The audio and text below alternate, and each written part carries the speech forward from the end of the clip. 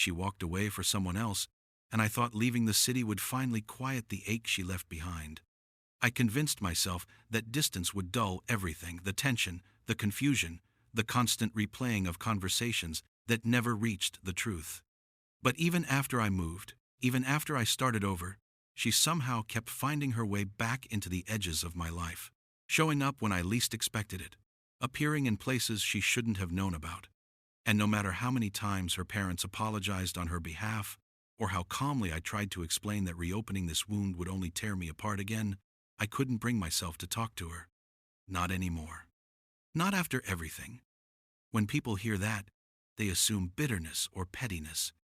But the real story, the one I've been carrying for years, is messier, heavier, made of choices that felt right at the time and moments when I tried too hard or not enough. So let me start from the beginning, before the break, before the new guy, before the quiet stalking that began to thread its way through my days without warning. I met Sarah in the middle of 2022. The office was loud with end-of-quarter chaos, and she moved through it with this nervous energy that somehow felt bright. She wasn't one of those effortlessly confident people. She was impulsive, passionate, occasionally too intense, but in a way that made every interaction feel charged. We clicked quickly. Too quickly, maybe. Looking back, it was like stepping into a fast current. You don't really feel how strong it is until you're already being pulled along. We started dating after just a few weeks. The beginning was warm, alive, effortless. She texted all the time. She asked questions no one else bothered to ask. She remembered details I'd forgotten, I told her. It was intoxicating, and I leaned into it without hesitation. But just as quickly as she could be affectionate, she could be explosive. At work one afternoon, we had a stupid argument about something small, something that shouldn't have mattered, and she broke up with me right there in front of everyone. It was one of the most humiliating moments of my adult life. Not because she ended things, but because she did it publicly, loudly, as if the drama of the moment mattered more than the relationship itself. I stayed at that job for months afterward, pretending it didn't bother me. But every corridor, every desk, every lunch break reminded me of her voice raised against me, the looks my coworkers exchanged, the pity I heard in their silence. Eventually, I realized I was doing more harm to myself than good. That's when I left the company and tried to move on. But life is never that clean. We lived a few streets apart. We ran into each other constantly. At the grocery store, at cafes, on the sidewalk in the late afternoon. And every time, something in me softened. I hated that. I hated that a single look, a single hey, could undo weeks of distance. But that's what happened. Months passed. And then one day she apologized, not the weak, half-hearted kind, but the trembling, teary kind that makes you believe change is possible. She said she regretted everything, that she'd acted impulsively, that she never meant to hurt me, and against every warning my friends gave, against every scar still healing, I believed her. We got back together in early 2023. This time, she was gentler, more thoughtful, more attentive, and I fell for her again. We started talking about marriage, a future, a home, together, and I decided quietly, secretly, to save for a ring and a place for the two of us. I worked more hours, took double shifts, planned a surprise proposal. Then, she asked for a break.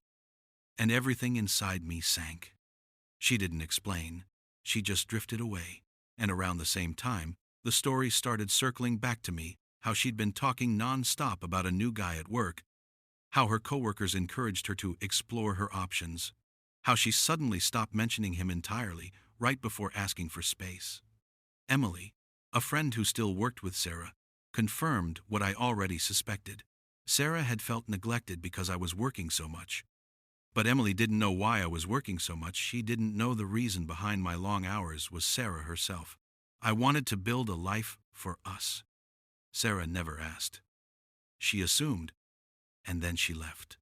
When we finally met to talk, I said the new guy's name before she did. She froze. The guilt was clear. She didn't even try to hide it. She insisted she never cheated, and maybe that was true. But emotional betrayals, the kind wrapped in silence and opportunity, sometimes cut deeper than the physical kind. I ended things. For good.